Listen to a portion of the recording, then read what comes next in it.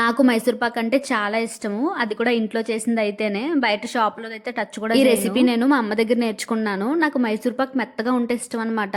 మెత్తగా మైసూర్ పాక్ ఎలా చేయాలో చూపిస్తాను చూడండి. ఫస్ట్ అయితే మీకు కావాల్సినంత పిండిని తీసుకోండి. నేను ఇక్కడ హాఫ్ కప్పు శనగపిండి తీసుకున్నాను. దాన్ని ఫ్రై చేసుకున్నాను అనమాట.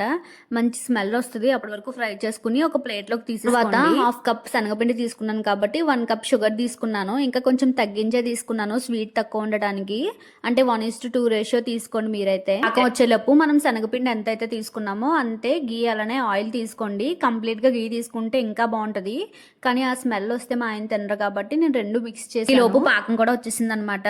వీడియోలో చూపిస్తున్నట్టు పాకం తేగలా రావాలి. అంతకు మించి ఎక్కువ వచ్చిందంటే అది గుల్ల మైసూర్ పాక్ అయిపోద్ది అనమాట. మెత్తగా రాదు. పాకం చెక్ చేసుకున్న వెంటనే అందులో శనగపిండి వేసుకుని కలుపుకుని పక్కన మనం నెయ్యి మరగబెట్టుకుంటున్నాం కదా, అది వేసుకుని కలుపుతూ ఉండాలన్నమాట. లాస్ట్లో మనకి నెయ్యి ఇంకా పైకి తేలిపోద్ది.